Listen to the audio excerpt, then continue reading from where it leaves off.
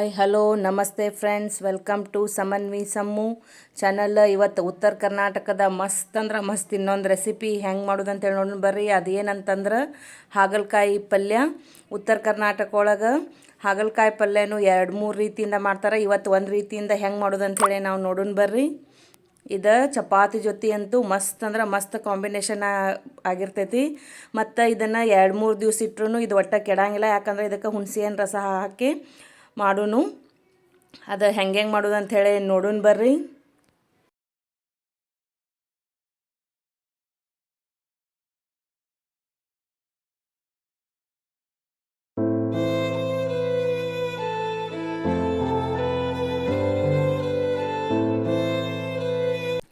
ಮೊದಲಿಗೆ ನಾ ಇಲ್ಲೇ 1/4 kg ಹಾಗಲಕಾಯಿ ತೊಗೊಂಡೇನು ನೋಡ್ರಿ. ಅವನ್ನ ನಾವು ಸಣ್ಣ ಸಣ್ಣ ಸ್ಕ್ವೇರ್ ಇದ್ರೊಳಗನ ಕಟ್ ಮಾಡ್ಕೊಂಡು ಇಟ್ಕೊಳ್ಳೋನು. ಇಲ್ಲಿ ತೋರ್ಸಾಕತ್ತೇನೆ ನೋಡ್ರಿ, ಈ ರೀತಿ ಕಟ್ ಮಾಡಿ ಇಟ್ಕೊಂಡೇನಿ. ರೌಂಡ್ ಶೇಪ್ ಬೇಕಂದ್ರೆ ರೌಂಡ್ ಶೇಪು ಕಟ್ ಮಾಡ್ಕೊಬೋದು. ನಾ ಸ್ಕ್ವೇರ್ ಕಟ್ ಮಾಡ್ಕೊಂಡೇನಿ ಸಣ್ಣಗೆ. ಅವನ್ನ ಐತಲ್ರಿ ನೀರೊಳಗೆ ಹಾಕಿಡೋನು ಒಂದು 5 ನಿಮಿಷ.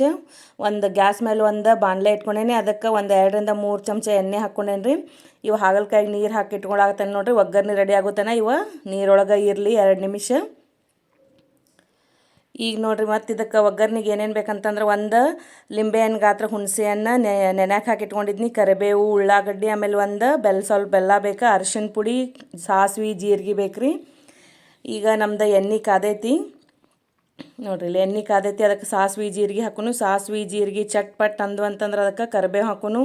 ಕರಿಬೇವು ಹಾಕಿದ್ಮೇಲೆ ಉಳ್ಳಾಗಡ್ಡಿ ಹಾಕಿ ಸ್ವಲ್ಪ ಗೋಲ್ಡನ್ ಬ್ರೌನ್ ಬರುತ್ತನ ಅವನೇನು ಮಾಡೋಣ ಅಂತಂದ್ರೆ ಫ್ರೈ ಮಾಡ್ಕೊಳ್ಳೋಣ ರೀ. ಫ್ರೈ ಆಗಾಕತ್ತಾವ ಈಗ ಉಳ್ಳಾಗಡ್ಡಿ.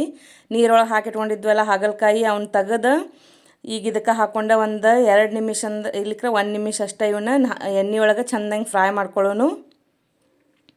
ನೋಡ್ರಿ ಇಲ್ಲಿ ತೋರ್ಸಾಕತ್ತೇನಲ್ಲ, ಈ ರೀತಿ ಫ್ರೈ ಮಾಡ್ಕೊಂಡ್ವಿ ಅಂತಂದ್ರೆ ಅದು ಸ್ವಲ್ಪ ಬೆಂದಂಗೆ ಆಕ್ಕವ.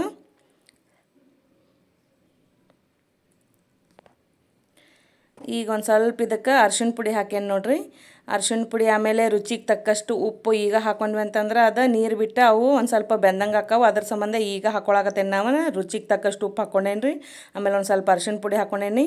ಅದನ್ನು ನೀಟಾಗೆಲ್ಲ ಕೈ ಆಡಿಸ್ಕೊಂಡು ನೋಡ್ರಿ ಇಲ್ಲಿ ತೋರ್ಸಾಕತ್ತೇನಲ್ಲ, ಈ ರೀತಿ ಅದನ್ನೆಲ್ಲ ಕೈ ಆಡಿಸ್ಕೊಂಡು ಕ್ರಾಸ್ ಮಾಡೋಣ ರೀ. ಕ್ರಾಸ್ ಮಾಡ್ಕೊಂಡು ಅದು ಒಂದು ಸ್ವಲ್ಪ ಉಪ್ಪೊಳಗನ ಉಪ್ಪೆಲ್ಲ ಹಿರ್ಕೊಲ್ಲಿ ಅವತ್ತನ 1 ಸೆಕೆಂಡ್ ಬಿಡೋಣ ರೀ ಅದನ್ನು. ಇದು ಚಪಾತಿ ಜೊತೆ ಅಂದ್ರೆ ಮಸ್ತ್ ಕಾಂಬಿನೇಷನ್ ಆಗಿರ್ತೈತಿ. ಏನೂ ಪಲ್ಯ ಇರಲಿಲ್ಲ ಅಂದ್ರೆ ಹಾಗಲಕಾಯಿ ಅದು ಇತ್ತು ಅಂತಂದ್ರೆ ಇದನ್ನು ಮಾಡಿ ಟ್ರೈ ಮಾಡಿ ನೋಡಿರಿ ಹೆಂಗಾಗೈತೆ ಅಂತೇಳಿ ಕಮೆಂಟ್ ಬಾಕ್ಸ್ ಒಳಗೆ ತಿಳಿಸೋದಂತೂ ಒಟ್ಟು ಮರ್ಯಾಕೆ ಹೋಗ್ಬೇಡ್ರಿ. ಇದಕ್ಕೆ ಹುಣಸೆಹಣ್ಣು ನೆನೆಯಾಕೆ ಇಟ್ಟಿದ್ನಲ್ಲ ಆ ಹುಣಸೆಹಣ್ಣು ನೀರು ಹಾಕ್ಕೊಳಕತ್ತೇನೆ ನೋಡ್ರಿ. ಈಗ ಹುಣಸೆಹಣ್ಣು ನೀರೊಳಗನ ಬೆಂದ್ರೆ ಇದು ಚಲೋ ಆಗ್ತೈತಿ. ನೀರು ಜಾಸ್ತಿ ಹಾಕ್ಕೊಳ್ಳೋದು ಏನು ಬೇಡ್ರಿ ಇದಕ್ಕೆ. ಆಮೇಲೆ ಇದಕ್ಕೆ ನಮ್ಮ ಉತ್ತರ ಕರ್ನಾಟಕದ ಸ್ಪೆಷಲ್ ಮಸಾಲೆ ಖಾರ ಮಾಡಿಟ್ಕೊಂಡಿರ್ತೀವಲ್ಲ ಅದನ್ನು ಹಾಕ್ಕೊಂಡ್ರಿ ಒಂದು 3 ಚಮಚ. ಆಮೇಲೆ ಒಂದು ನಿಂಬೆಹಣ್ಣು ಗಾತ್ರದಷ್ಟು ಬೆಲ್ಲ ಹಾಕೇನ್ರಿ ಇದಕ್ಕೆ. ಈಗೆಲ್ಲ ಇದನ್ನು ಒಂದು ಜೀವ ಮಾಡೋನು. ಜೀವ ಮಾಡಿ ಆಯ್ತಲ್ರಿ, ಅದಕ್ಕೆ ಒಂದು ಸ್ವಲ್ಪ ಅಂದ್ರೆ ಸ್ವಲ್ಪ ನೀರು ಹಾಕೋನು.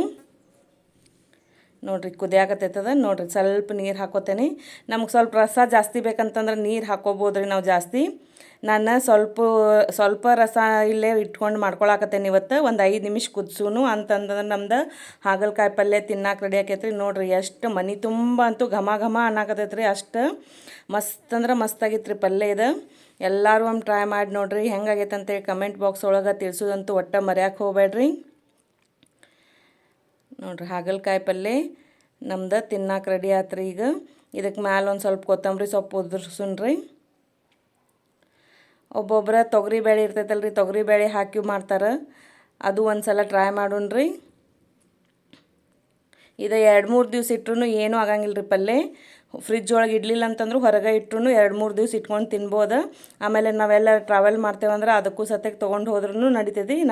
ನೋಡಿರಿ ಹಾಗಲಕಾಯಿ ಪಲ್ಯ ತಿನ್ನಕ್ಕೆ ರೆಡಿ ಆತ್ರಿ. ಮಸ್ತ್ ಅಂದ್ರೆ ಮಸ್ತಾಗಿತ್ತು. ಎಲ್ಲರೂ ಒಮ್ಮೆ ಟ್ರೈ ಮಾಡಿ ನೋಡಿರಿ ಹೆಂಗಾಗೈತೆ ಅಂಥೇಳಿ ಕಮೆಂಟ್ ಬಾಕ್ಸ್ ಒಳಗೆ ತಿಳಿಸೋದಂತೂ ಮರ್ಯಾಕೆ ಹೋಗ್ಬೇಡ್ರಿ.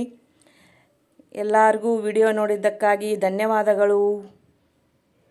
ನಮ್ಮ ವಿಡಿಯೋ ಏನಾರ ನಿಮ್ಗೆ ಇಷ್ಟ ಆಗಿತ್ತಂದ್ರೆ ಲೈಕ್, ಶೇರ್, ಸಬ್ಸ್ಕ್ರೈಬ್ ಮಾಡ್ಕೊಂಡು ನೋಡಿರಿ. Thank you for watching.